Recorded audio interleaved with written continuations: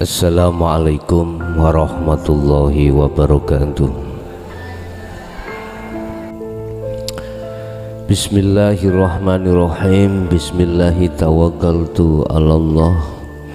La haula wa la quwwata illa billahil aliyil azim. Rabbi shrah li sadri wa yassir li amri wa hlul 'uqdatam min lisani yafqahu qawli. Asyhadu an la ilaha illallah wa asyhadu anna Muhammadan abduhu wa rasuluh. Allahumma salli wa sallim wa barik alaihi wa ala alihi wa ashabihi ajmain, amma ba'du. Mengapa pada umumnya manusia itu mengatakan bahwasanya Allah itu tidak jelas, Allah itu ghaib?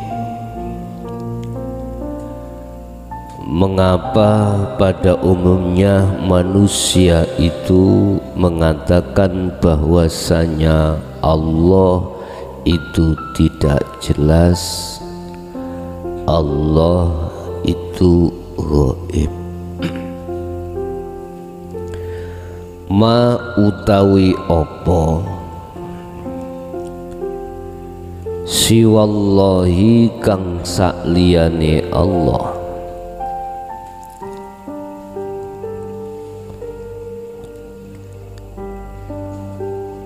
ma utawi apa siwallahi kang sakliyane Allah iku maujudun maujud indan nasi ing mungguh akeh-akeh menungso.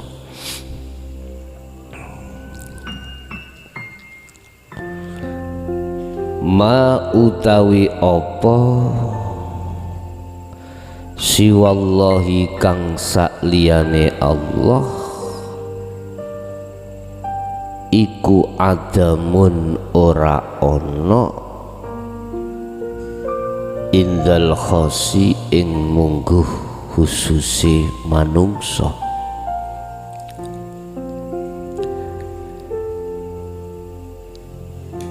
Jadi golongan manusia itu ada yang mengatakan perkara selain Allah itu maujud,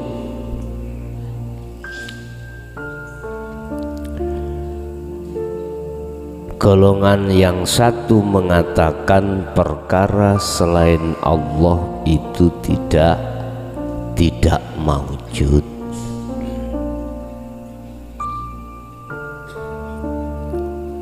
Mengapa demikian? Sedangkan yang mengatakan yang mengatakan argumentasi, yang mengatakan iman, yang mengatakan bahwasanya selain Allah itu maujud, itu lebih banyak. Mengapa demikian? Padahal mereka sadar dan menyadari bahwasanya Allah itu mempunyai sifat wajib yang tidak mungkin dimiliki selain Allah, yaitu wujud. Mengapa banyak manusia itu tidak merasa dirinya Adam?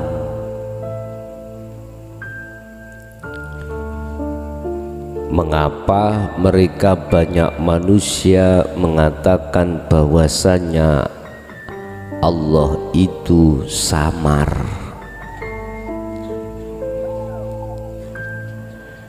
Padahal mereka menyadari, yakin bahwasanya semua apa yang ada ma fis samawati wa ma fil ardi wa ma bainahuma,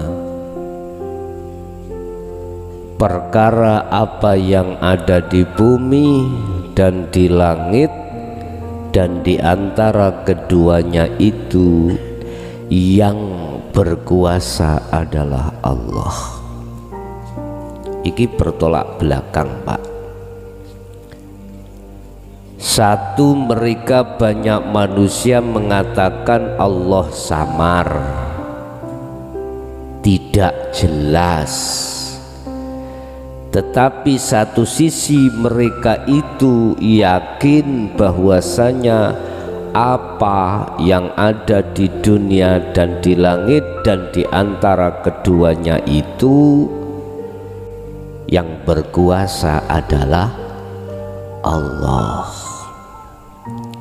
Wis gak met niki. Apa sebab mereka seperti itu, Bapak Ibu? Jawabannya mudah.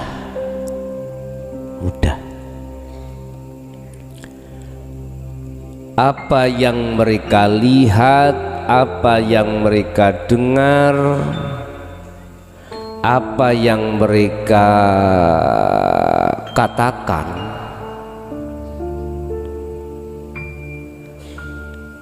mereka itu tidak tahu itu semuanya itu datangnya dari Allah.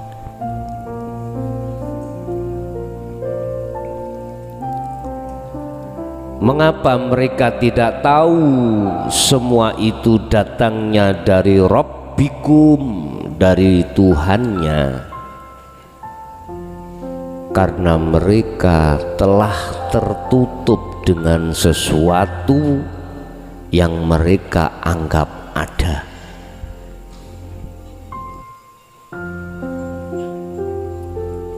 Termasuk sesuatu itu selain daripada dirinya, mereka, dan sesuatu itu termasuk dirinya. Ini persoalannya.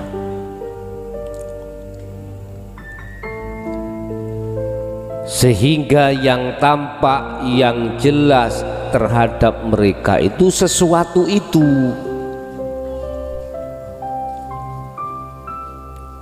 Wa innamal mahjubu anta. Sesungguhnya yang tertutup itu adalah kamu. Mengapa mereka tertutup?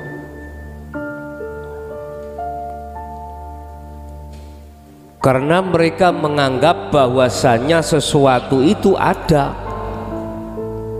padahal sesuatu itu Adam. Adam itu sesuatu yang tidak ada. Apa mungkin sesuatu yang tidak ada itu menutupi sesuatu yang ada? Enggak mungkin.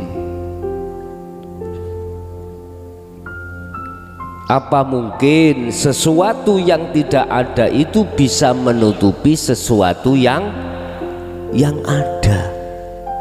Enggak bisa.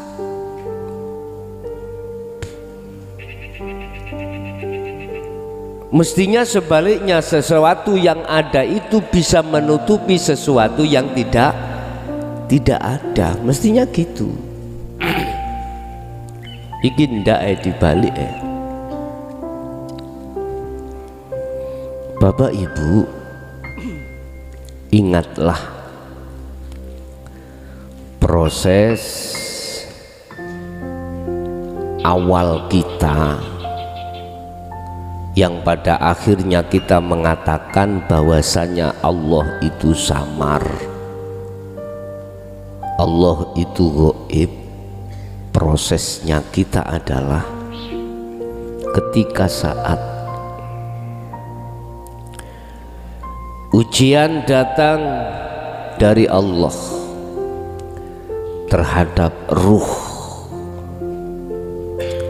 untuk menguji apakah ruh itu tetap suhud pada Allah, ruh itu tetap bersaksi pada Allah, ruh itu tetap makrifat pada Allah atau tidak, ruh itu setia pada Allah atau tidak.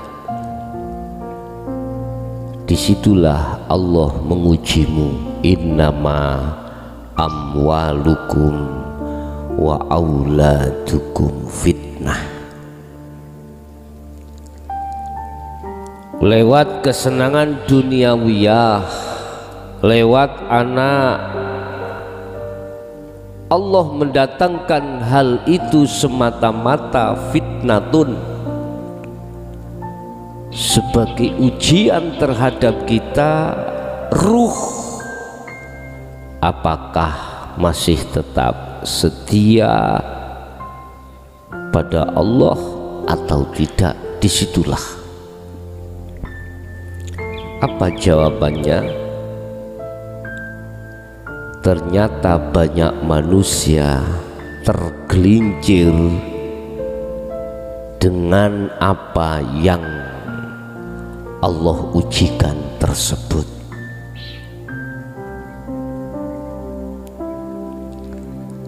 Allah menyertaimu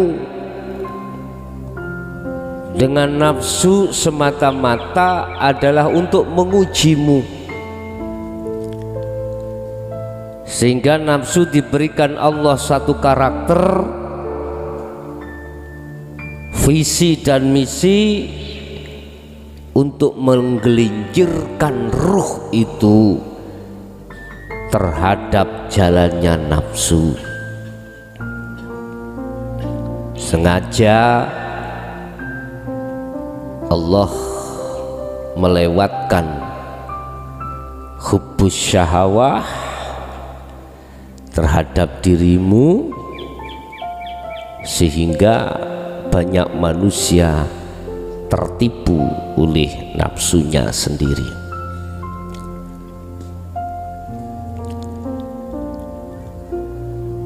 Pertanyaan, apakah itu salah? Tidak. Itulah awal proses ujianmu masing-masing dari Allah yang mengikuti sunnatullah di dunia ini. Bapak Ibu,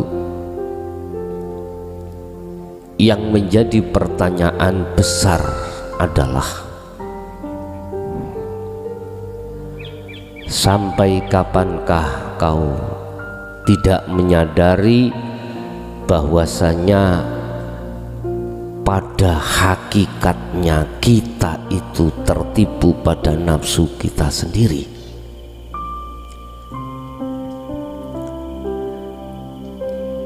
Pertanyaan besar adalah sampai kapankah kau tidak menyadari bahwasanya segala hal apapun yang dihadapkan oleh nafsu kita sendiri kita tertipu.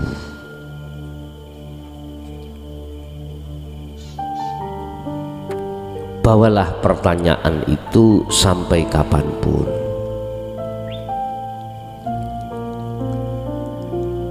Padahal satu sisi kita telah ditunggu oleh satu kejadian yang pasti datangnya. Wa min waraihim barzakhun. Ruh itu akan ditunggu oleh satu kematian. Bapak Ibu, melihat kondisi jagat hati manusia banyak itu, maka sengaja Allah menurunkan satu utusannya untuk hadir, untuk datang di tengah-tengah kaum bil huda wa dinil haq, dengan membawa petunjuk dan ajaran yang benar. Ajaran di mana untuk membebaskan si ruh itu dari pengaruh-pengaruh hawa nafsu pada dirinya masing-masing. Qad tabayyana rusdu minal ghayy, ajaran di mana yang membebaskan dirimu dari iman yang mengatakan bahwasanya Allah itu samar, Allah itu gaib, Allah itu tidak nyata. Posisi keadaan ruh kita menjadi budaknya hawa nafsu, otomatis susah untuk meninggalkan itu Bapak Ibu, kalau tidak mengikuti jalur yang kami katakan tadi.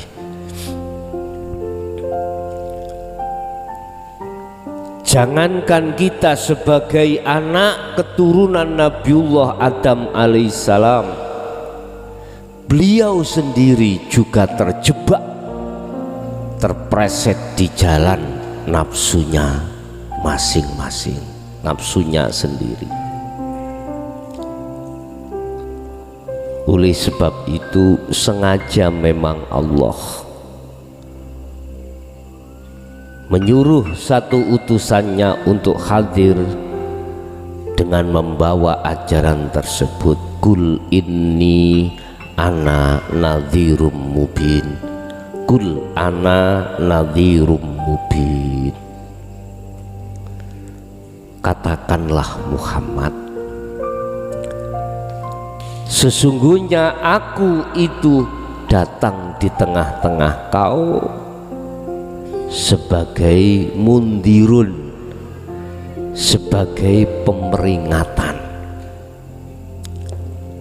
Al-haq yang jelas, artinya al-haq laisa bimahjubin, sesungguhnya Allah itu tidak gaib, sesungguhnya Allah itu tidak tertutup, sesungguhnya Allah itu nyata. Tapi apa pendapat kebanyakan umat? Wa aktsaruhum la yu'minun. Apa ajaran yang disampaikan oleh Muhammad ditolak mentah-mentah. Bahkan ada yang berani mengatakan dan membatalkan ajaran tersebut. Dzalika dzalalatun, iku sesat. Na'udzubillahi min dzalik. Bapak Ibu,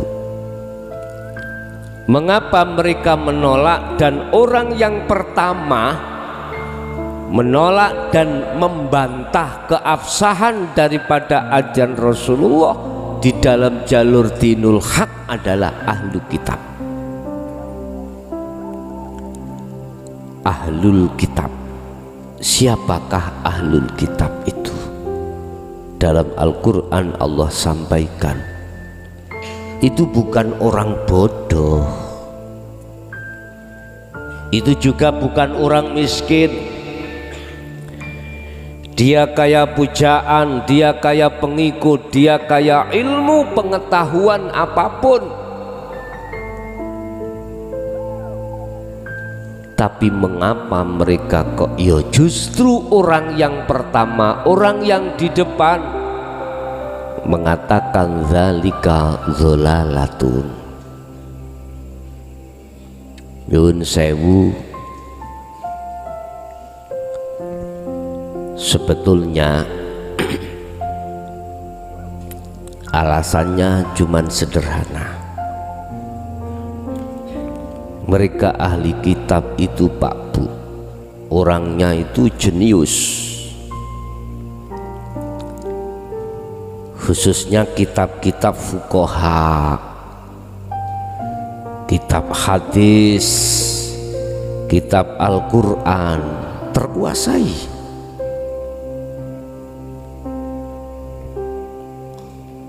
Bahkan beliau-beliau niku ditokohkan. Beliau itu dimbah buyutkan, ya. Padahal kefitrahan di dalam dirinya itu ada. Apa?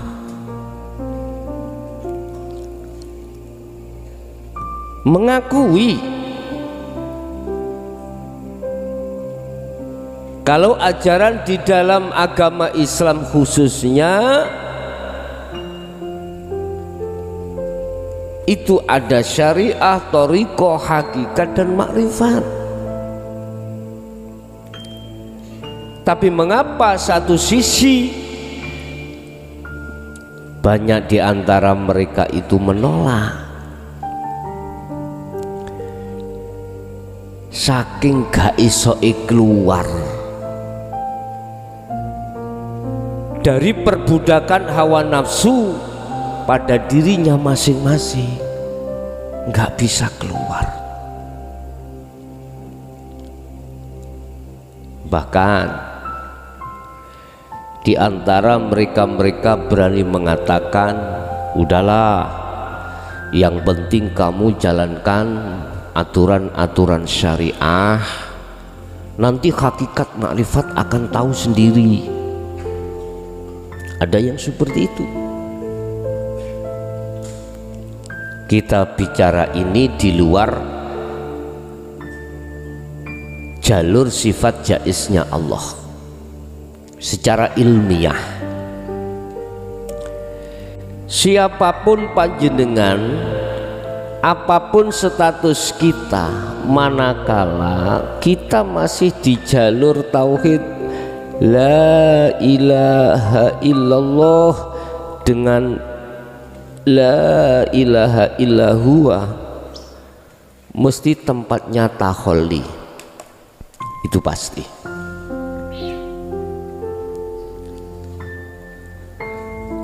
Sugiyo bondo kaya opo Anda,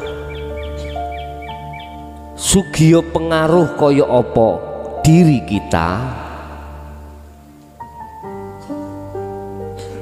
tetap di dalam hati kita ruh itu pasti duduk di taholli, itu pasti. Karena pengetahuan pendidikan kita itu ada di tauhid illallah dan huwa, ada di situ.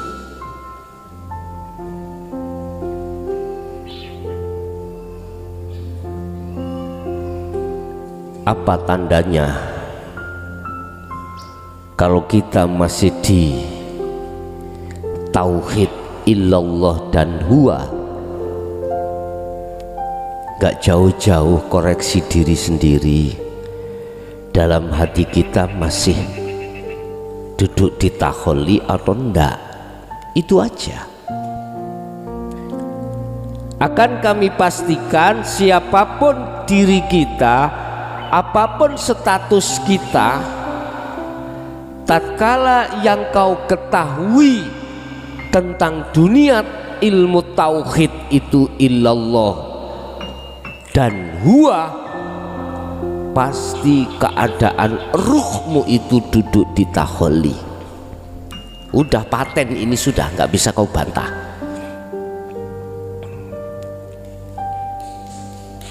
Masyotoh apa? Walaupun toh, ini ya, bagaimanapun toh Anda itu punya segala-galanya. Ingat kemarin sudah kami sampaikan, ada 3 orang ketika saat di dunia itu ahli surga, tapi ketika di akhirat dia itu ahli neraka. sholatnya tekun, zakat, puasa, hajinya tekun, semuanya laku taat, laku taat.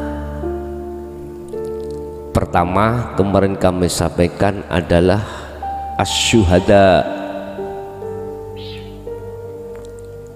orang mati di medan pertempuran membela negara atau agama, itu mati syahid.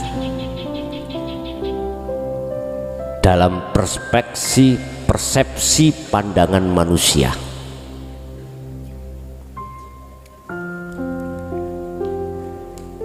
banyak manusia pendapat mengatakan iki ahli surga, ahli surga.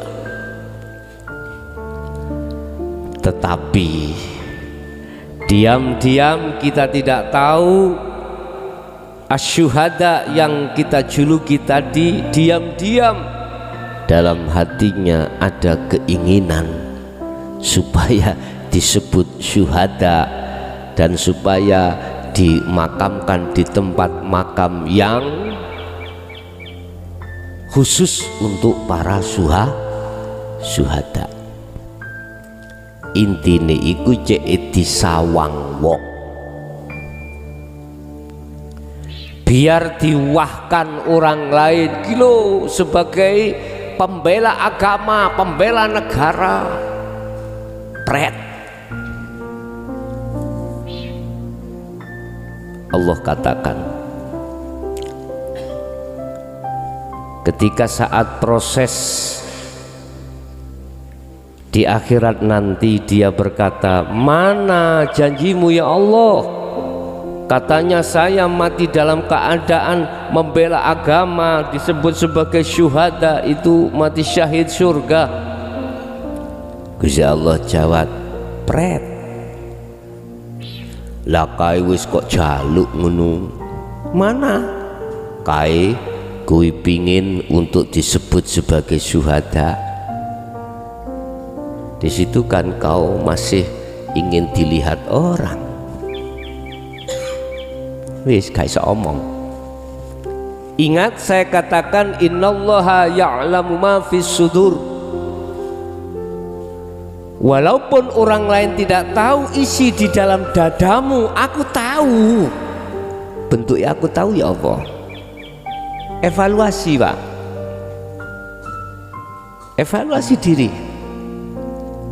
Orang lain kan nggak tahu kalau dalam hatiku itu takholi apa tajali, tapi dirimu itu tahu. Waktu itu saya masih ingin dilihat orang dalam peperangan itu sebagai pembela agama. Nah di situ bentuk taunya dirimu pada dirimu, itu taunya Allah. Hidup kan di dalam dirimu. Lah gitu toh. Wis gak iso jawab Pak. Nggih kula salah. Ya wis kok unduh waktu ana donya awakmu dipendhem digembelno para syuhada ya iku. Mangkane wong mati syahid iku ana syahid fid dunya, ada juga syahid akhirat. Mending luwih apik mati di tengah pasar keadaan jualan, tapi hatimu bertajal iki syahid akhirat wis. Saya pastikan besok nggak ada tanya-tanyaan seperti itu, nggak ada proses-proses yang seperti orang lain, nggak ada. Itu yang kata Rasul dikatakan bi ghairi hisab, tanpa ada perhitungan, walaupun perhitungan itu terjadi pada orang lain. Satu. Dua, ketika manusia taat di dunia itu ahli surga miturut persepsi pandangan manusia, tapi nyatanya ahli neraka. Siapa? Ulama. Waduh, ulama, kiai.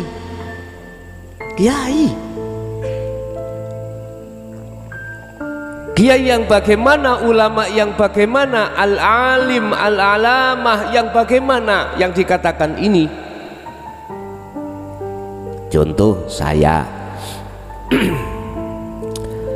saya ketika saat ada di dunia, dengan kealiman saya, dengan ilmu yang ada di saya jadikan sebagai alat untuk mencari maisatu dunia, kebutuhan dunia.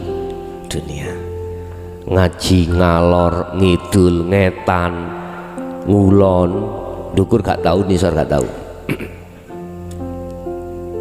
Wis apa yang ku dapatkan, amplope kandel tambah bangga pasti saya. Tapi ketika satu daerah, ketika aku itu melihat amplope kok tipis, besok alasan naik murus utawa mencret, ngapunten jane nggih pengen budal tapi murus kula.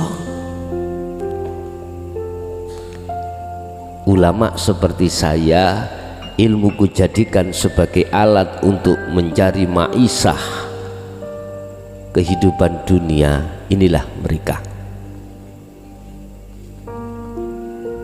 Tidak hanya di situ, olehnya saya mentausiahkan apapun bentuk ilmu itu bentuk ilmu. Di dalam hati saya diam-diam membangun popularitas. Mbah tahu popularitas, Mbah?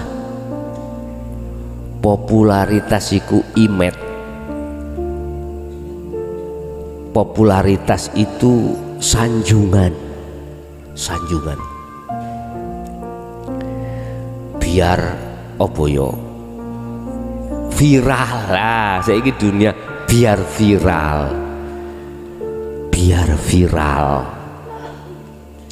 Biar dikenal banyak orang, Pak. Banyak orang. Diam-diam dalam hati saya ada niat seperti itu, maksud seperti itu. Secara otomatis bisa kami pastikan keadaan ruh saya itu pasti duduk di taholi.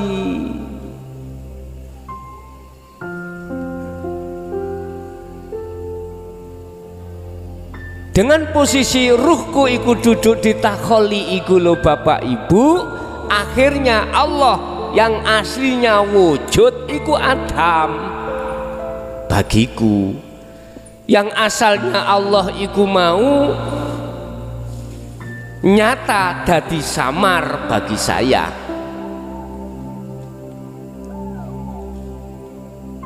Tapi penak lho, Pak. Penak lho ya. Sumpah penak.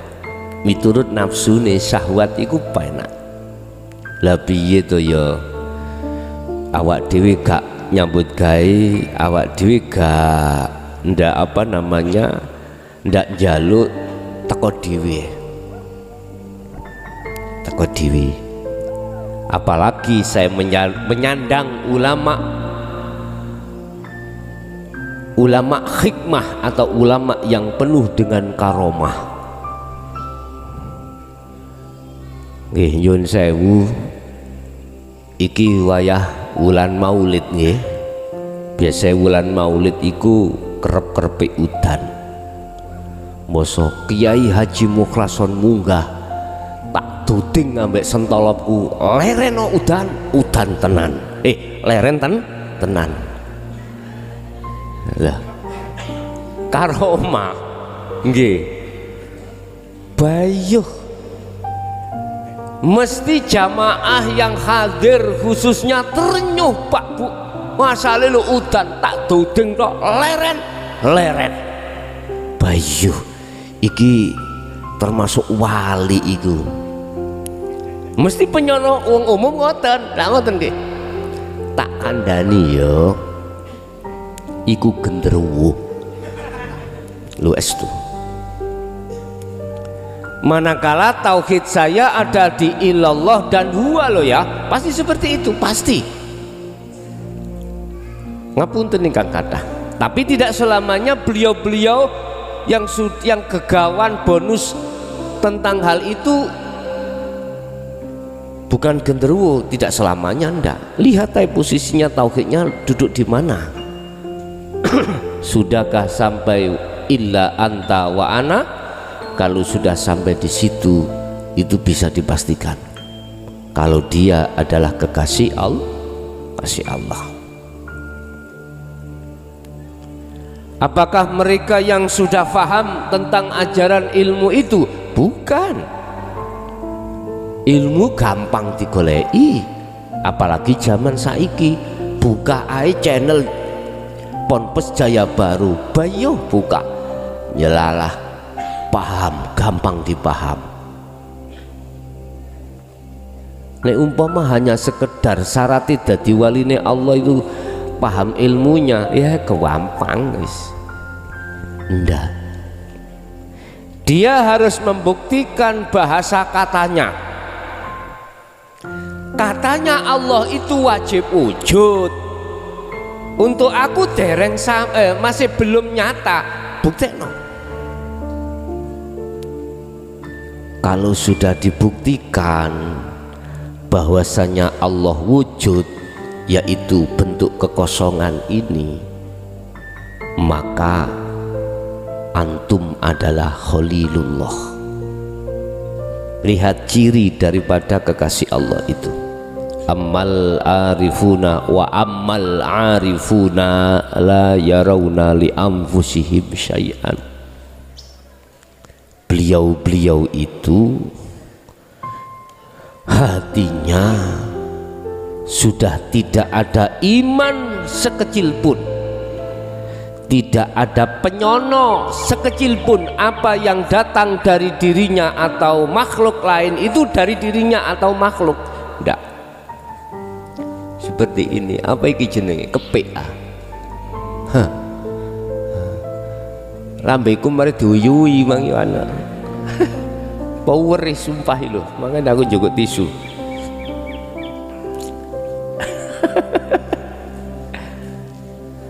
Wis ngene iki barokah iki. Dene meni berengen yo mbuh karo. Sapa ya sing ngongkon?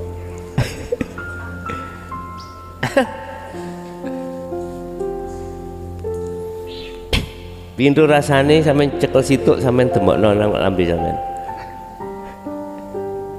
Nggih. Perih. Nggih. Alah, ngarep ono berubah lah apa kok tambani iki lak waras. Pun. Beliau-beliau itu tidak hanya paham ilmunya untuk ke Allah, tetapi juga dia mengerti dan tahu caranya ke Allah. Karena apa? Karena sudah dia lewati.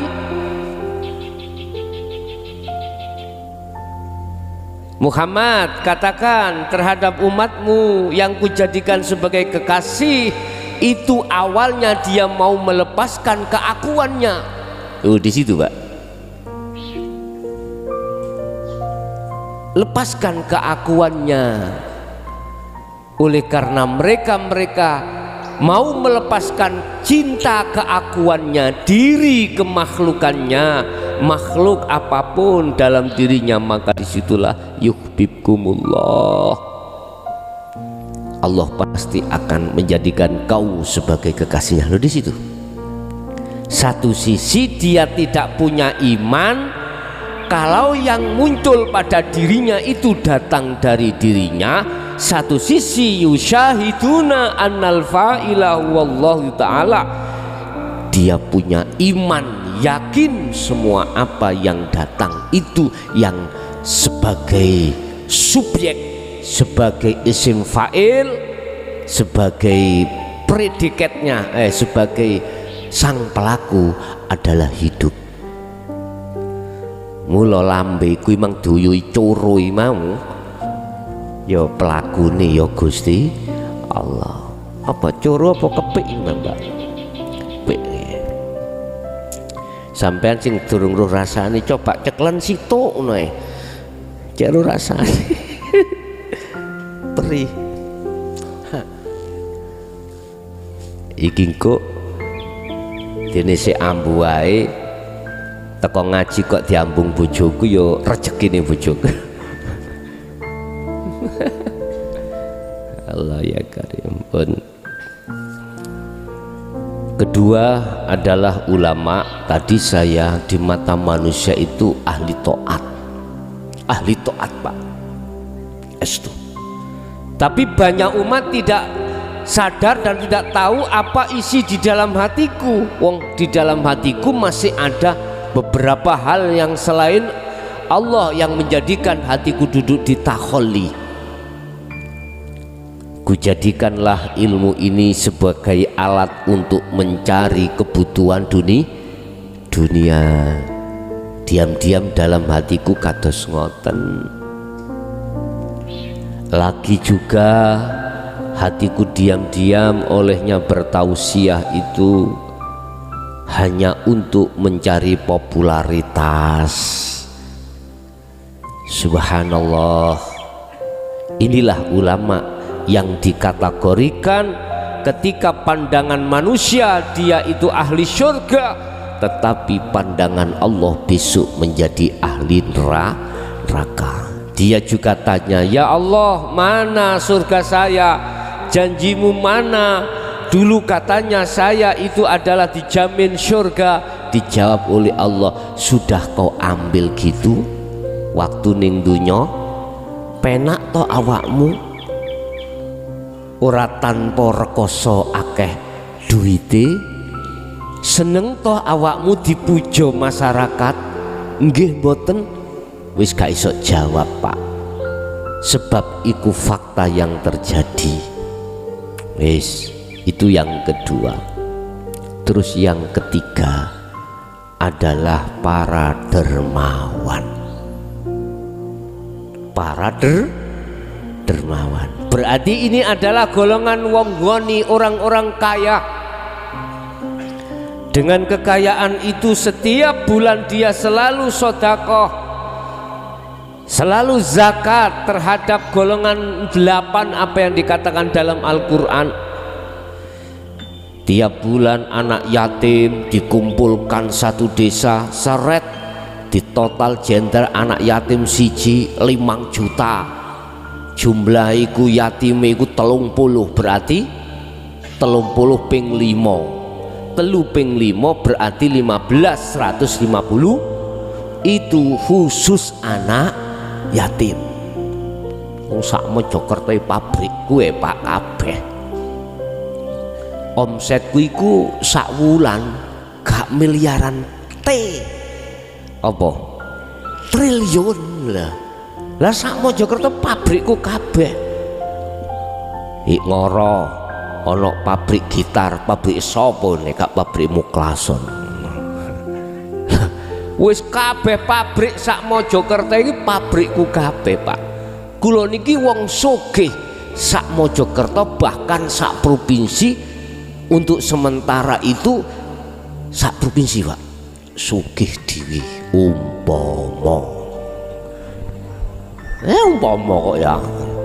Yes. Bapak Ibu hadirin, di situ ada fakir miskin. Wis pokoknya fakir miskin golongan 8 termasuk rondo-rondo iku gak usah nyambut gawe, mangan sak wulan teko sedekah kuwi lho Pak, sedekahku turah-turah. Wis bajune ben wulan mesti ganti. Mbuh ganti bago kuwi apa karo aku ganti. Wis saking ngakeh duwite. Masjid gak ono Pak, sing masjid iku pakai kipas ngene iki gak ono. Aku nginstruksekno AC ngono. AC sedaya, listrike Gus aku sing nanggung entek piro. Wis semuanya itu tak cut bapak saya sendiri. Umpama nyun sewu, nggak ada sak Mojokerto itu orang yang menjadi pengemis, nggak ada. Semuanya itu saya bikinkan rumah. Saking sugih kula Pak, iku Pak. Umpama ya. Tetapi di dalam hati saya Pak, ada tendensi selain daripada Allah.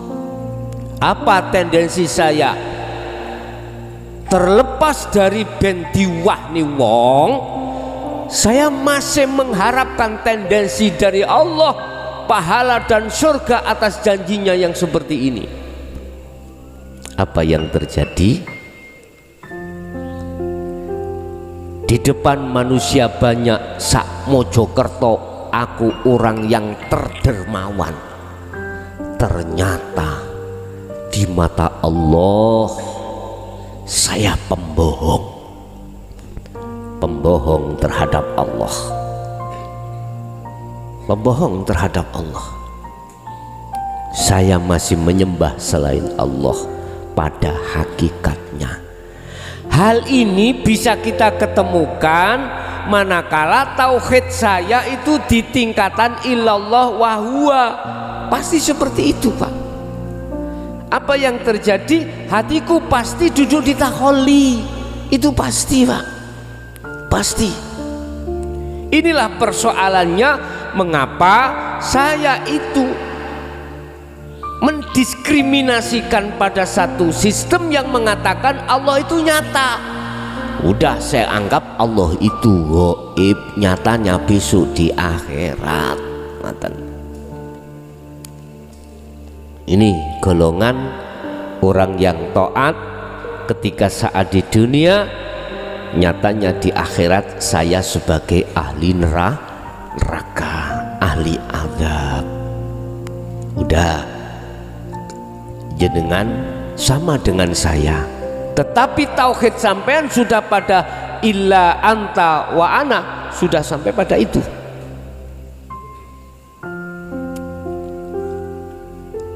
Anta di sini inilah Pak yang menduduki dan bertemunya sirul asrar di sini. Ketemunya sirul asrar nek tauhid Anda sudah anta. Di tahapan su'arul basiroh, di tahapan 1. Tetapi kalau tauhid sampai sudah pada illa ana, nah ini mulai tingkatan 2 Pak.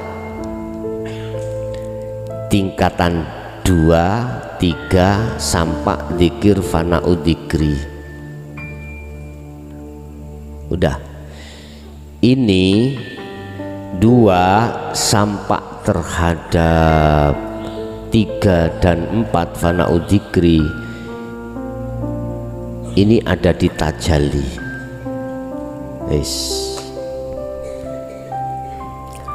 Anta ya, yang masih di tahapan su'arul basiroh itu ketemunya dzikir sirul asror, itu prosesnya tahalli, proses pembersihan hati dari berhala-berhala yang sudah bercinta pada hatimu. Itu proses pembersihan. Setelah itu dianggap Allah selesai, maka ruh itu ditaruh Allah di dalam yang kedua ini, ainul basiroh. Ini mulai bisa tajalli, mulai. Ini kan di 2 ainul basiroh Anda sudah makrifat Allah. Walaupun jenengan iku gak terima sugih sak Mojokerto Kabupaten Provinsi, sugihmu iku sak Indonesia bahkan internasional, tidak akan menjadikan persoalan bisa menggerogoti imanmu pada Allah, gak akan bisa. Inilah yang Allah katakan jadilah kau seperti ikan di dalam lautan. Walaupun dia itu di dalamnya itu tidak hanya bulanan Pak, bahkan tahunan, dia juga tidak terasa asin, padahal dia campur dengan air asin. Kalau ikan yang hidup di air tawar dia tidak asin, itu lumrah, wajar. Tapi mengapa ikan yang hidup di air asin ketika kita tangkap dan kita makan itu tidak asin? Ini luar biasa. Jadilah kau seperti ikan itu Pak, Bu. Jenengan wau sugio bondo, sugio opo wae tidak akan menjadikan halangan hatimu pada Allah, karena selain Allah dalam dirimu itu Adam. Adam artinya tidak ada. Bagaimana mungkin sesuatu yang tidak ada bisa menutupi dirimu? Enggak mungkin. Sesuatu yang tidak ada itu bisa menutupi dirimu?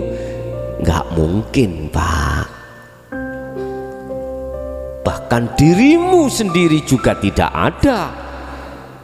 Berarti sesuatu yang tidak ada itu tidak bisa sampai sepanjang zaman apapun menutupi sesuatu yang ada.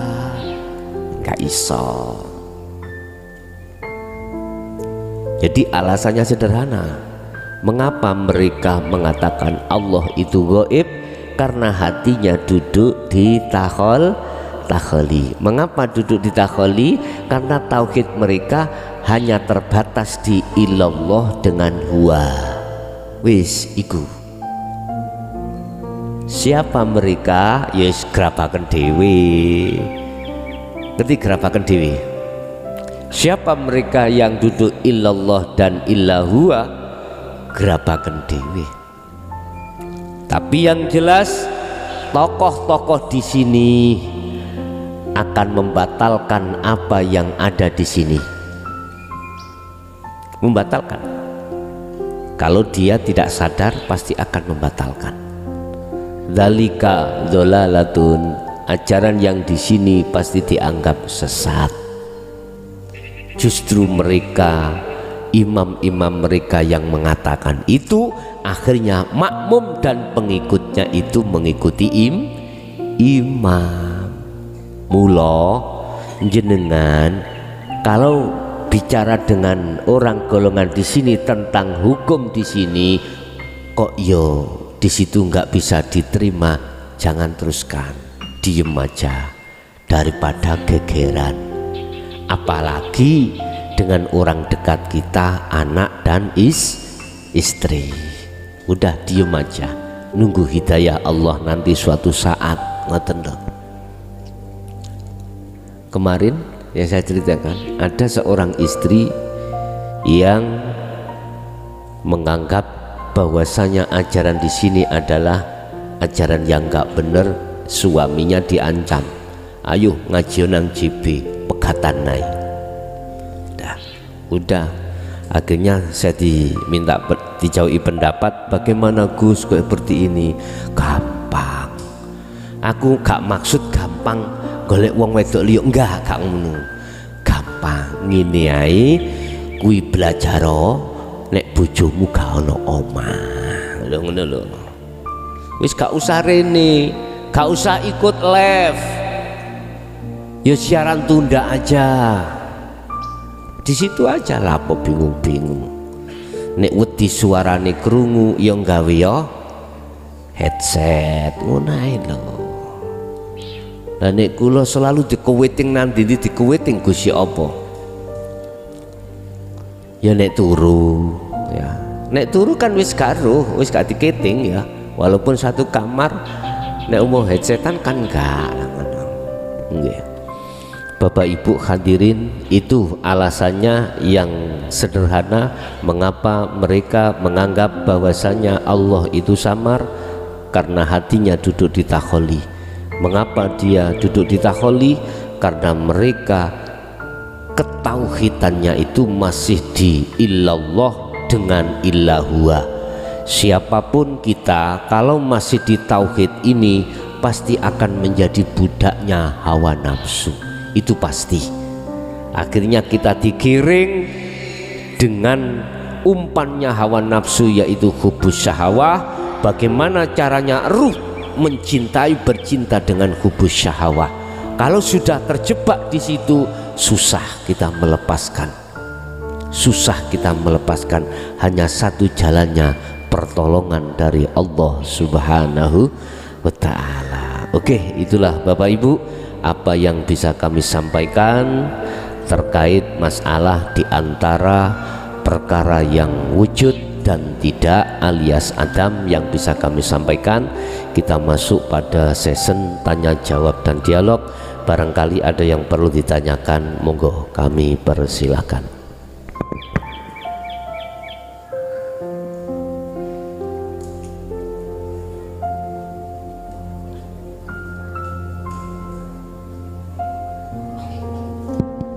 Assalamualaikum warahmatullahi wabarakatuh. Gus, saya mau bertanya, di dalam Islam kan ada hukum halal dan haram. Terus pertanyaannya itu, apa hakikatnya dari hukum halal dan haram? Yang kedua, di hati ini mengatakan zahir dan batinku adalah Allah. Ini apakah benar atau salah? Mohon penjelasannya. Terima kasih. Assalamualaikum warahmatullahi wabarakatuh. Waalaikumsalam warahmatullahi wabarakatuh. Ketika kita diajarkan di dalam ajaran Rasulullah di jalur syariat tentang haram dan halal,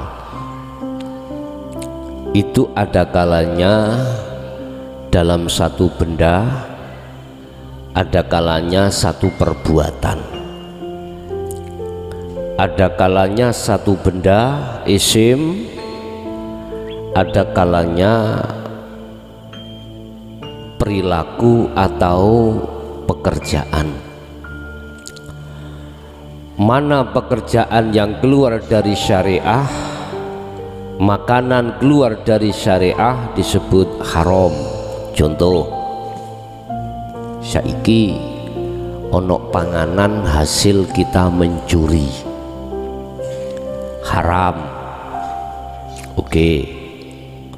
Saiki pekerjaan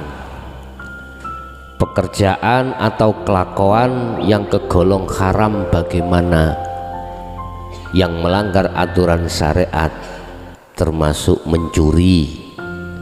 Perbuatan mencuri itu haram. Guys, yang ditanyakan di sini adalah di jalur hakikat. Hakikatnya haram dan hakikatnya apa maksudnya? Halal. Ngerti nggih? Halal dan haram. Guys, kalau kita bicara pandang sudut hakikat itu bukan kelakuan jasad, Pak. Bukan ibadatul jawareh, af'alul jawareh, bukan. Bukan gerak-gerik yang ditimbulkan pada diri jasad, bukan. Hakikat liya. Itu ada kaitannya af'al yang berkenaan dengan perbuatannya ruh. Ingat, mengapa manusia terdiri beberapa komponen. Jasmani komponenannya banyak. Ada tangan, ada kaki, ada mata, telinga, dan lain sebagainya. Begitu juga ruh. Jasmani, jasad ini, zahir ini, ruhani, ruh itu juga punya komponen. Termasuk komponennya diantaranya adalah jiwa, nafsu. Bapak Ibu, hakikat daripada haram adalah perbuatan si ruh ketika saat mengeting perbuatan jasad itu duduk di mana. Posisi ruh itu bagaimana? Apakah hanya illa liya'budun ataukah justru sebaliknya? Kalau dia illa liya'budun, syuhud, menghadap, memuja, hanya memuji pada hidup, berarti duduknya yang tajalli, berarti iki halal. Kalau tidak, berarti ini haram. Sekalipun yang kau makan adalah makanan miturut syariat iku halal, tapi akan jadi haram ruhmu itu tatkala mengikuti hawa nafsu. Opo hawa nafsu? Kepingin mangan berubi, cek nih warek sebabe wetenge lu. Ruh ikut di situ, menikmati yang ada di situ. Mestinya ruh ini hanya syuhud memandang hidup yang terjadi di situ, mestinya gitu. Otomatis ruh harus bertajalli. Ini Pak Bu, letaknya halal dan haram secara sudut pandang hakikat seperti itu. Hati melihat pandangan ruh, hati bukan pandangan jasad. Sebab ada 4 hal miturut pandangan. Pertama, baik pandangan manusia juga pandangan Allah. Kedua, jelek pandangan manusia juga pandangan Allah. Ketiga, baik pandangan manusia, jelek pandangan Allah. Yang keempat adalah jelek pandangan manusia tetapi baik pandangan Allah. Itulah beberapa golongan manusia Pak Bu. Tinggal Anda ada di posisi mana. Yang dimaksud baik pandangan manusia, hukum syariat patuh, jasad iki patuh, berakhlakul karimah di dalam istimaiyah. Laqad kana lakum fi rasulillahi uswatun hasanah. Di sini Rasul memberikan contoh berakhlakul karimah di dalam istimaiyah hablum minan nas. Berarti hukum syariah itu Anda patuhi. Lah, pandangan Allah itu bagaimana? Baik pandangan Allah, Anda juga patuh terhadap hukum hakikiyah. Inilah akhlak ilahiyah, akhlaki ruh, etikanya ruh pada Allah. Apa? Wa ma umiru illa liya'budullaha mukhlishina lahuddin. Tidak diperintahkan ruh itu hanya kecuali menyembah pada Allah. Berarti posisi ruh selalu suhud terhadap Allah. Ini Pak, untuk sampai selalu suhud, otomatis kadang suhud kadang tidak. Itu sebagai proses awal Anda manakala sudah diduduk di tauhid illa anta wa ana, pasti akan mengalami hal yang seperti itu. Anda jangan pesimis, wala tayasu fi roihillah, jangan pesimis dengan proses-proses yang diterjadikan pada dirimu. Satu kata Rasul yang terpenting, wadkur isma rabbika bukrata wa asila. Pegang teguh tali Allah, zikir itu. Urusan kau umpama lampu mati menyala, udah itu urusan Allah sendiri. Jadi Halal yang dimaksud di sini adalah perbuatannya ruh, bukan perbuatannya jasad. Halal haram juga begitu sama. Itu yang pertama. Terus yang kedua pertanyaannya adalah apa tadi? Aku lupa.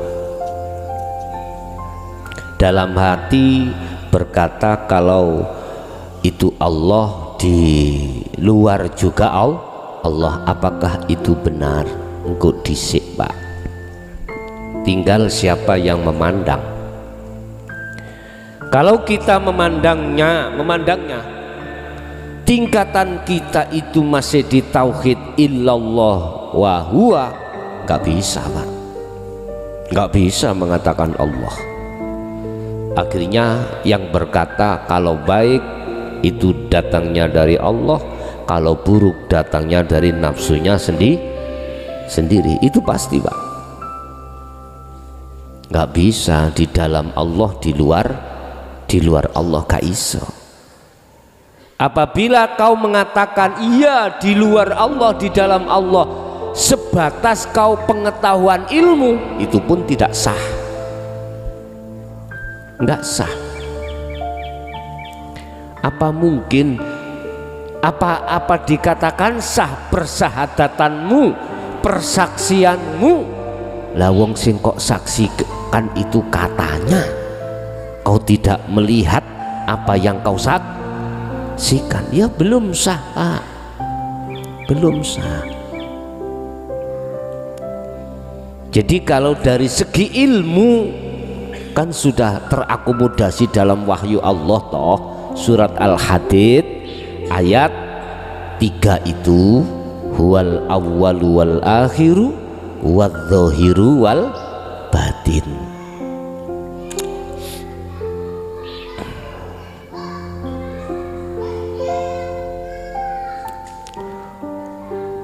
Wal awwalu wal akhiru wal-zahiru wal-batinu.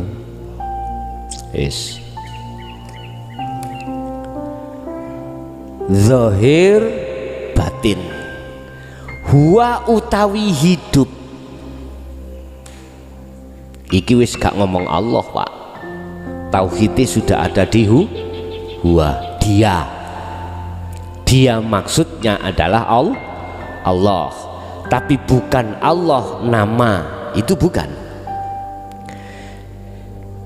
Huwa utawi hidup iku al awwalu wal akhiru, di awal juga di akhir. Wadz-dzahiru wal batin, dia juga di zahir juga di batin. Kalau kita masih mengerti faham ilmunya belum sah, wis bener ning kurang bener. Lah sahnya bagaimana? Yang jenengan harus masuk di dalam kategori huwa mang, di dalamnya huwa itu, dalamnya hidup itu. Berarti berarti panjenengan ruh itu harus masuk di tauhid ana, illa ana, harus di situ. Kalau ana sudah tidak ada yang lain, itu namanya ahad.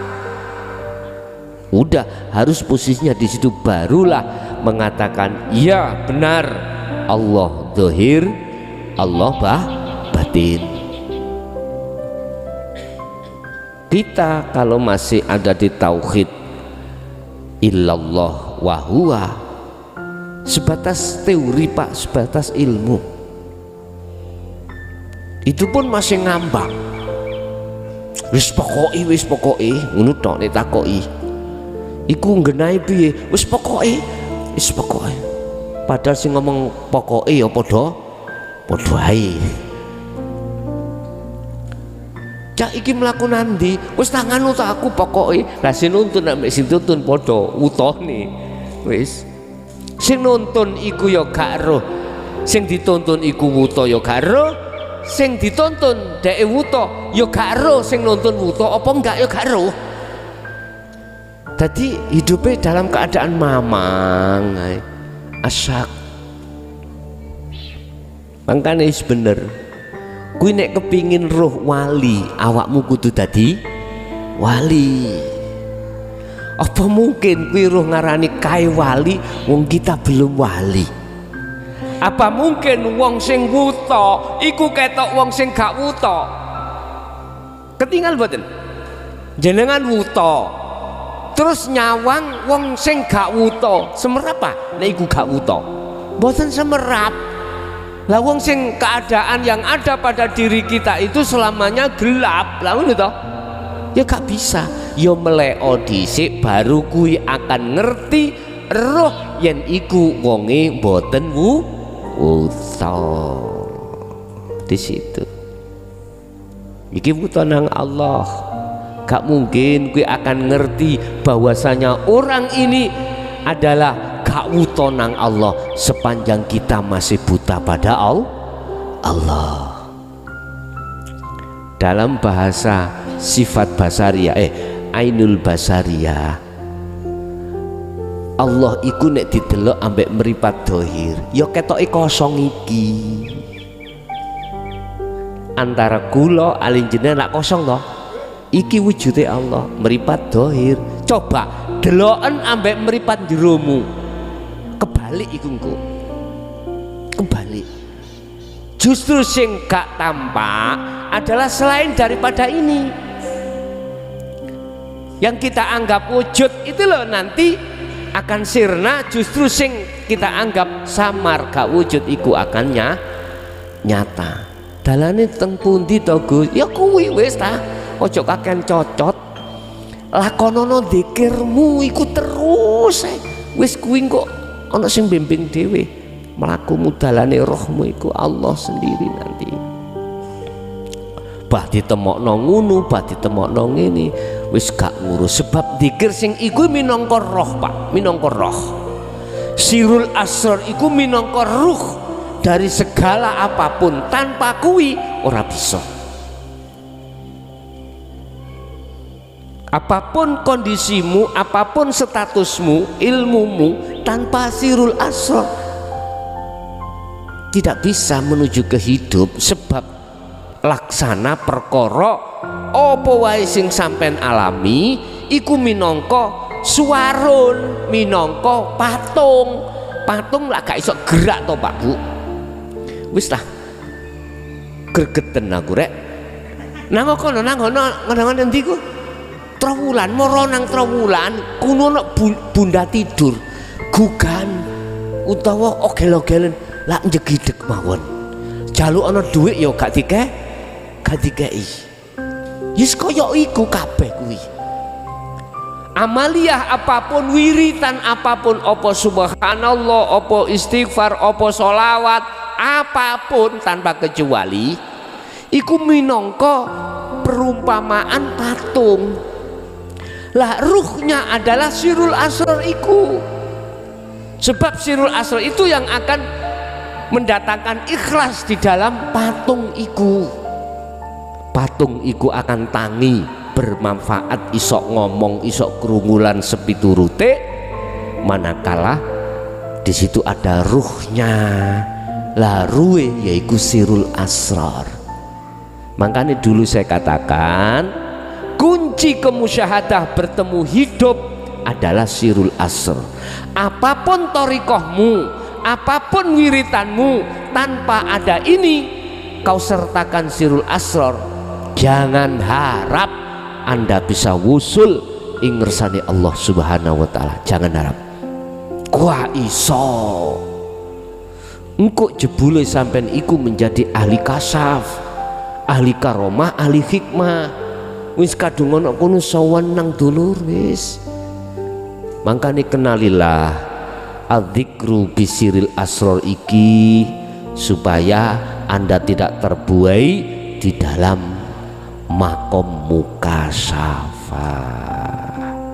Jadi oke bener Allah batin, Allah dohir, bagi panjenengan yang sudah duduk di tajalli.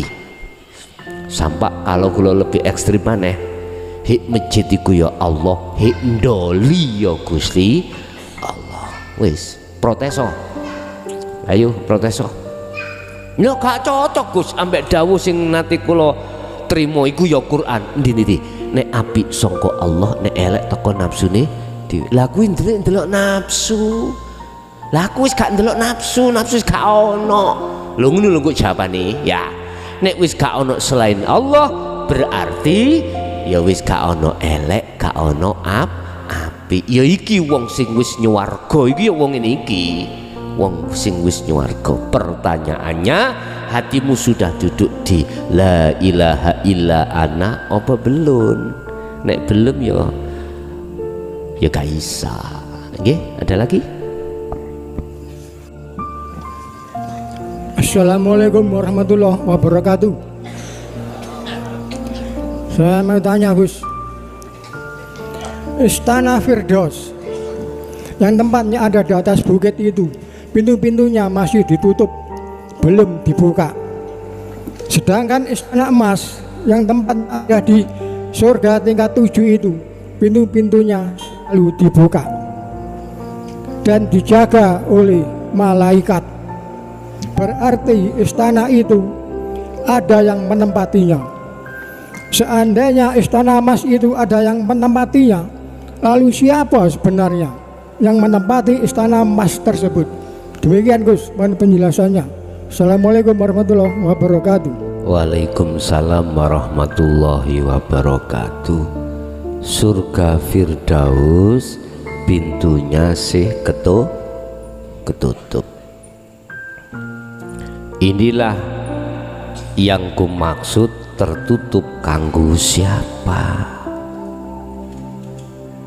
Inilah yang kumaksud ahli hijab.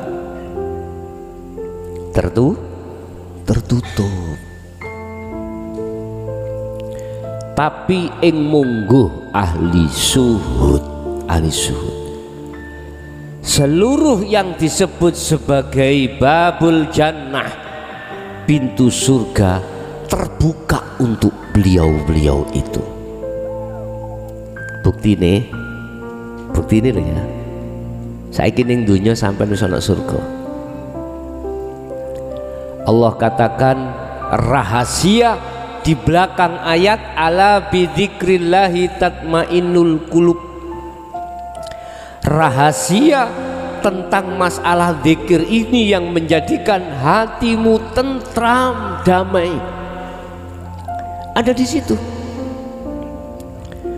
Dan ini juga ada kaitannya dengan ayat 100 Al-Kahfi ayat 110. Mengapa Allah katakan barang siapa yang ingin bertemu Tuhannya harus ini. Melihat dari dua ayat ini berarti secara langsung atau tidak langsung Rasulullah pun mengajarkan tentang dinut tauhid di tingkatan la ilaha illa ana. Ini aku gak habis pikir, Cak. Ojo diganti o ya. Katanya Rasulullah gak pernah ngajarno hakikat. Iku sebenarnya adalah kamuflasemu sendiri untuk menggandoli. Oh bahasa saya menggandoli. Untuk menggecoki awakmu supaya gak berot ning tauhid ndukure. Memegang oke. Cara bahasa fahamku semuanya itu tujuannya gandoli awakmu supaya tidak ke tauhid yang berikutnya di situ. Sebab kalau anda naik ke tauhid anta bahkan ke ana, kehilanganlah kau pujaan. Iya nek satu lah dua tiga seterusnya akhirnya habis. Sing mujo awakmu sapa akhirnya? Susah dadine awakmu. Wis Orang kalau sudah hatinya terpaut dengan zikir pada Allah, sing tak maksud zikir bukan jahri bukan sirri, tetapi sampai ke fana'u zikri inilah, maka dia hakikatnya sudah di surga, terbuka untuk mereka, tapi tertutup untuk bagi mereka yang digolongkan Allah sebagai golongan ahli hijab. Wis. Terus ada lagi mang istana apa mang jenenge? Istana emas yang menjaga malaikat, berarti ada penduduknya. Panjenengan bantah utawa gak bantah atas jawaban saya nanti, terserah. Itulah jagatnya hati yang tertanam hubus syahwat. Itu istananya hawa nafsu. Kok ono malaikat kok mriku? Ya. Oke. Ini laksana istana tadi. Saya katakan al-qulub, hatimu. Mengapa di situ kalimatnya adalah az-zahab, juga al-fiddah, emas dan lain sebagainya, harta yang berlimpah-limpah, harta yang menyilaukan jenengan. Di sini itu Pak, ada semacam pohon Pak. Ya, ini pohon. Ini pohon ya, tapi bukan pohon beringin loh ya, bukan. Ini namanya pohon hubbus syahwah.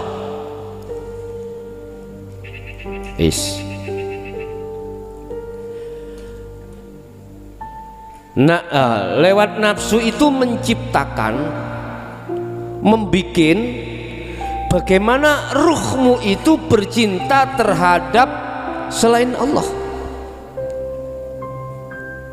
mencintai terhadap selain Allah yang disebut hubbus syahwah. Mohon maaf loh Pak, mengatakan malaikat itu kan jalur bagus lah ngono toh. Nek setan iku jalur elek lah ngoten nggih. Makanya manusia akal dan nafsu, siapa yang dikuasai akal itu berarti dia itu seperti malaikat, bahkan lebih baik daripada malaikat. Siapa yang dikuasai nafsu, maka dia itu lebih jelek daripada setan. Oke, iku makhluk apa dudu? Malaikat, setan iku makhluk apa dudu? Makhluk.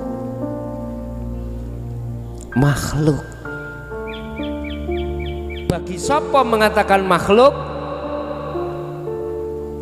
Bapak Ibu, jenengan umpama ngamalno sholawat, ngamalno tasbih, ngamalno dalail, ngamalno opo amaliyah sampean mau ya. Manakala posisi ruhmu itu tauhidnya pada Allah, itu di ilallah huwa, apakah membawa sirul asrar? Enggak akan. Anda sudah mewadifahkan, mengistiqomahkan zikir la ilaha illallah, satu hari satu malam 10.000. Belum lagi jenengan zikir sir dalam hati, zikir khafi dalam hati, mengatakan hu Allah dan lain sebagainya, satu hari satu malam. Gak 10.000, 100.000. Wis ditena ngomong aku, ditena ya. Apabila Anda belum menetralisasikan dengan sirul asrar, pasti ruhmu itu dalam istana. Itu pasti. Yang dimaksud Bapak itu tadi, istana emas, penuh malaikat, penuh karomah, penuh hikmah. sehingga Anda tidak akan pernah bertemu terhadap Khalik Allah Subhanahu wa Ta'ala, justru Anda bertemu selain daripadanya. Sampai titeni. Habis itu saya katakan, saya ringkas, orang yang saat di dunia belum bertemu Allah mesti meninggalnya su'ul khotimah. Catat. Dan bagi mereka siapapun panjenengan ketika saat di dunia sudah bertemu Allah, mesti jenengan matinya husnul khotimah. Catatan. Niku wis hukum pasti. Barometer kita akan betul-betul selamat terhadap Allah, bisa kembali atau tidak ada di situ. Kalau tidak, mengapa Rasulullah diperintahkan Allah untuk ke dunia ini untuk menyempurnakan akhlak kita, akhlak jasmani dan akhlak rohani? Innama bu'ithu liutammimma makarimal akhlak. Sahih niki hadis. Sesungguhnya aku tidak akan diutus Allah ke bumi ini kecuali untuk menyempurnakan akhlak. Artinya kita manusia kebanyakan akhlaknya itu seistimaiyah, akhlak hablum minan nas, akhlak sesama manusia, akhlak jasad. Ruh kebanyakan manusia itu tidak punya akhlak pada Allah. Yukhadi'unallaha walladzina amanu wa ma yahda'una illa anfusahum wa ma yash'urun. Al-Baqarah kalau nggak salah 6 atau 7 ayatnya. Buka. Banyak di antara mereka itu memungsui Allah, memungsui. Bentuk hati saya tidak berakhlak ilahiyah itu memungsui. Ngece nek cara bahasa Kediri iku ngece. Allahu Akbar, Allahu Akbar. Nggih. Pawudal awudu biar teles kabeh. Allahu Akbar. Iki dirakno ngece. Inni wajjahtu wajhiya lilladzi fataras samawati, dan seterusnya. Tak depno wajahku dengan wajah Allah. Pret, Allah rupa bokong. Nggih. Allah rupa anak, Allah rupa pasar, Allah rupa kantor, Allah rupa jabatan. Bayo iku fakta di lapangan, Pak. Intine nek jenengan tauhide iku mentoke teko huwa illa huwa, mboten saged, Pak, mboten saged. Akhirnya disitulah yang disebut jenengan iki penuh dengan karomah, penuh dengan hikmah. Itulah kerajaan yang berkilauan emas, dijaga malaikat. Iya sampean gampang malaikat mlebu lewat apa, lewat dalan sing apik mang, apa bacaan Quran, apa kuno tujuan piye, karomah kok oleh emas. Jenengan iki digungno wong, yes gak jauh dengan saya lah laksana seperti itu. Tetapi pertanyaannya, dengan keagungan ini, pujaan, dengan kemewahan dunia ini, apakah itu menjadi halangan ruhmu pada Allah? Jawaban dewi-dewi. Aku sebagai menungso, Pak, ning masyarakat iki yo dadi kepala desa, berarti elek-elekon duwe jabatan. Uang yang saya kelola dalam 1 tahun kisaran kurang lebih 1,67 M, ya akeh nggih. Makanya tumpah aku Alfaat kandhani kok ya Al-Fatihah. Lho wis durung maneh cara kula didapuk Allah untuk mencairkan ilmu tentang hakikat. Lah akhirnya pujaan coro syariat gitu.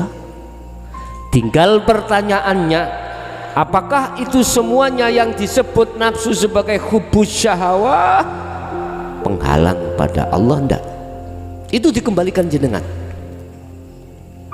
Makanya mengapa Allah memberikan satu jalan, Rabbana atina min ladunka rahmah wa hayyi' lana min amrina rasyada.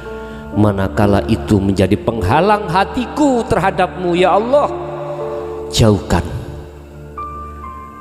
Lebih baik kami menjadi orang miskin tapi bisa sampai padamu daripada saya menjadi orang kaya tapi menjadi apa mungsuhmu. Itu prinsip. Sebetulnya gampang Pak, mensiasati penghalang itu gampang, supaya nggak jadi penghalang. Dituduh nih carane, gelem ngelakoni, oke. Ngomong ke awas likon ya.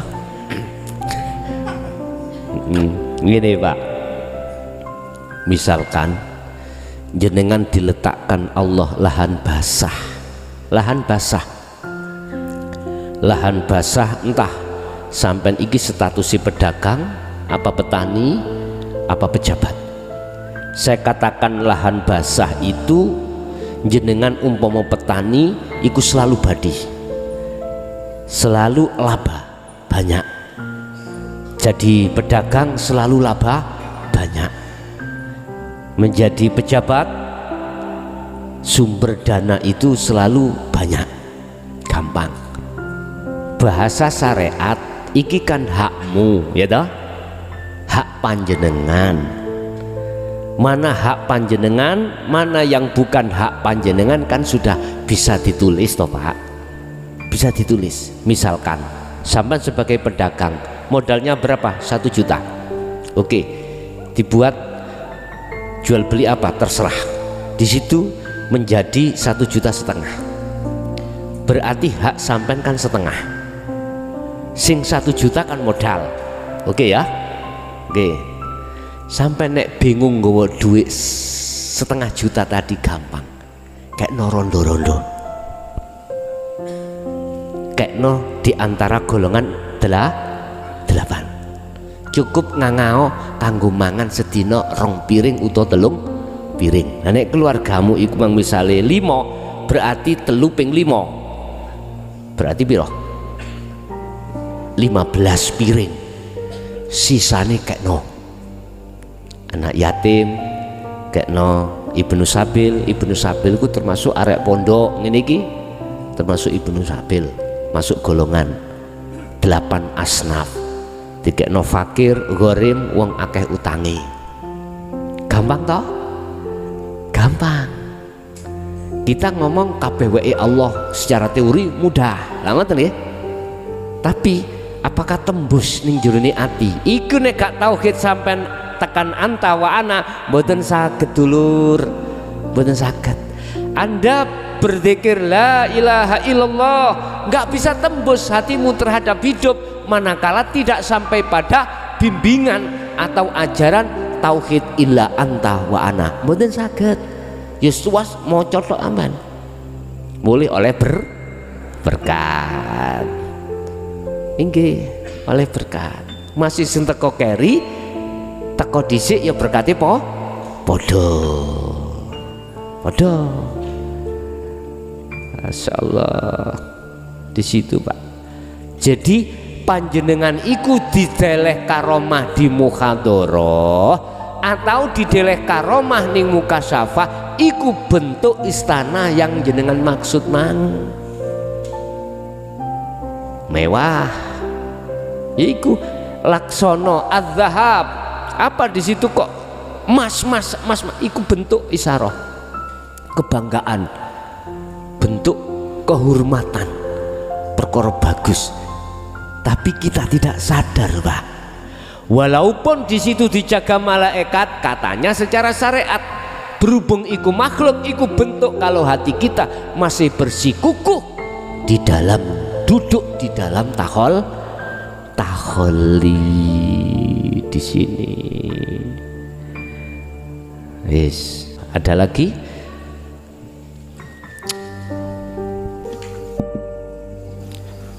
Assalamualaikum warahmatullahi wabarakatuh.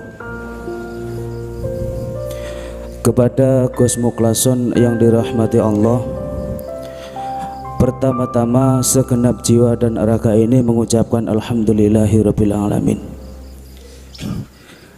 Pertanyaan saya begini Gus, seperti yang telah dipertontonkan umat Islam sendiri, hanya gara-gara beda organisasi, beda bendera, dan beda madhab, sesama Islam saling mengatakan kafir, dzalika dzolalah, dengan dasar itu tidak ada di zamannya Rasul atau itu bid'ah. Pertanyaan saya begini Gus, bagaimana dari sudut pandang hakikat sendiri mengenai istilah bid'ah itu? Mohon penjelasannya Gus. Saya akhiri, assalamualaikum warahmatullahi wabarakatuh. Waalaikumsalam warahmatullahi wabarakatuh. Saya kalau menjabarkan tentang bid'ah iku sudut pandang syariat, kacamata muhakamah, pasti ada yang tersinggung, pasti. Tapi tetap saya katakan sebagai pertimbangan kefahaman panjenengan. Tapi nanti kalau saya jawab dari sisi hakikat, aku yakin tidak ada perbedaan, tidak ada yang tersinggung. Begini Pak, bid'ah itu secara lugat, secara bahasa atau secara istilah itu nggak sama. Secara istilah bid'ah adalah sesuatu perbuatan yang tidak pernah sama sekali dilakukan oleh kanjeng Nabi. Contoh dulu kanjeng Nabi waktu dahar nggak pernah pakai sendok. Dulu kanjeng Nabi waktu gesangnya, waktu hidupnya di dunia, ora tahu nyekel HP, ora tahu nyekel HP. Dulu kanjeng Nabi waktu gesangipun ora tahu nyun sewu gawe sarung, ono iku jubah, ya gak ono sing jenenge kopiah ngeten iki, ya gak tahu numpak mobil, numpaki unta utawa keledai utawa jaran lah. Kita kalau bicara bid'ah secara syariah pasti kempiung Pak, kempiung. Kita mengatakan mohon maaf, iki beda bendera. Salah satu bid'ah adalah kanjeng Nabi dulu nggak tahu tahlilan. Siapa yang membaca tahlil haram, bid'ah. Al bid'atu dholalah, al dholalatu finnar. Bid'ah itu sesat, kesesatan itu masuk neraka. Wis kanjeng Nabi mbiyen ya gak tahu nek salat subuh iku kunut misale. Ada bendera yang mengatakan seperti itu, dan juga ada bendera yang mengatakan bahwasanya diperbolehkan Anda untuk kunut ketika sholat subuh, bertahlil untuk dihadiahkan terhadap orang tua atau orang yang sudah meninggal. Udah gelut karepe dhewe, adu dalil, adu hujah dan lain sebagainya, wis gak mari-mari Pak. Cuman aku ngomong, zaman Rasulullah itu gak pakai garpu, mangan kates yo gak pakai garpu. Gus, bid'ah Gus, bid'ah ngono iku.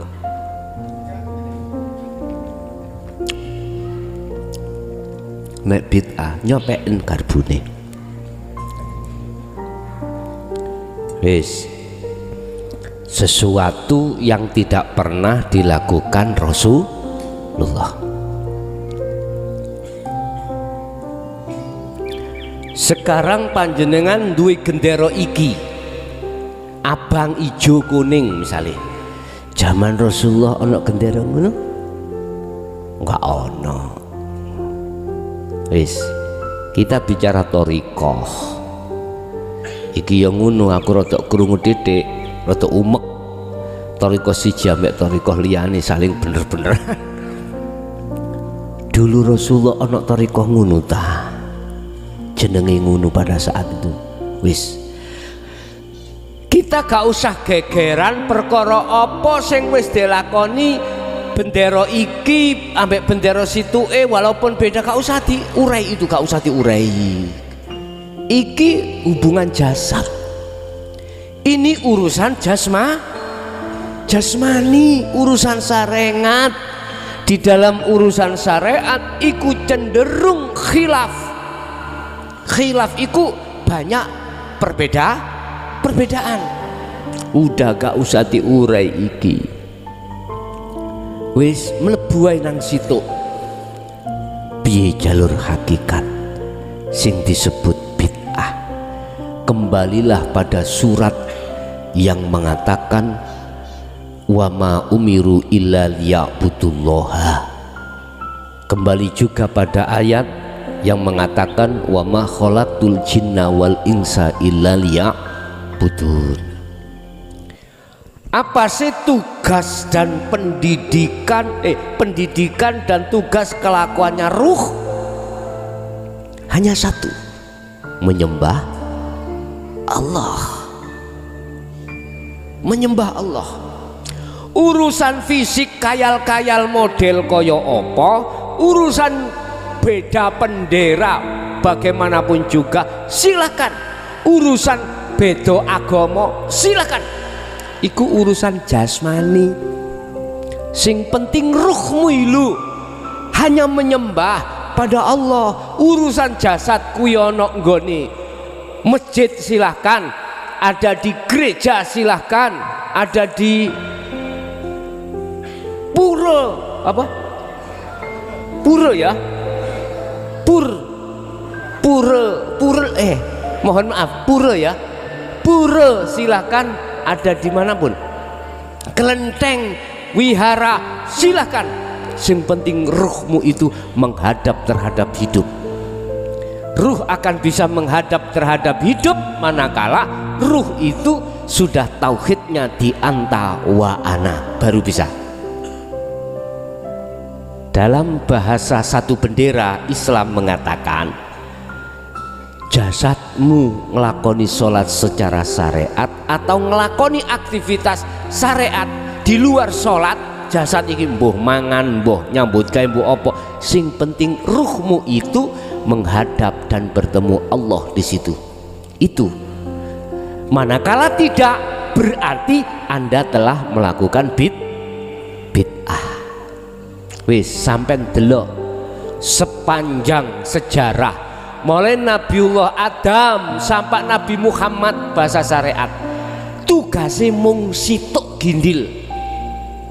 Situk bahasa Indonesia gindil apa? Hah? Hanya satu tugasnya, apa? Mengajak umat ini untuk menyembah terhadap Tuhan. Wis iku tok.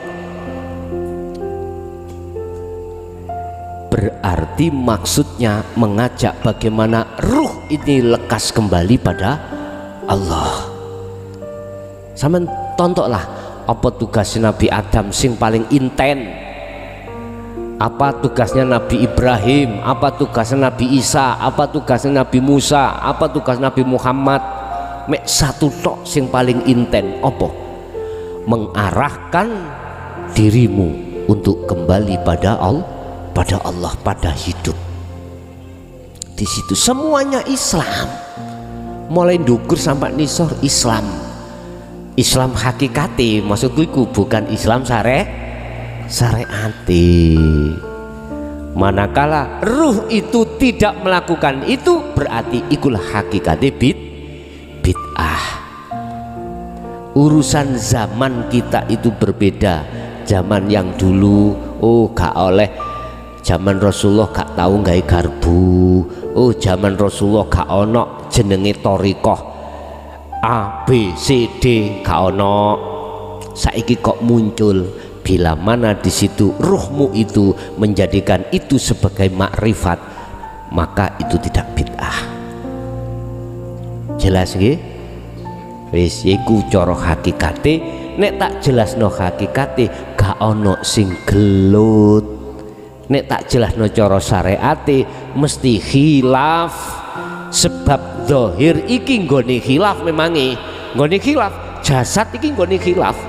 Nek lebet gak ono sing khilaf, gak ono aran lanang, yo gak ono roh aran wedok, gak lanang gak wedok. Sing muncul bahasa beda iku jasad, ono lanang ono wedok. Mangkane wong Jawa sing sewekan iku wong wedok, sing sarungan wong lanang.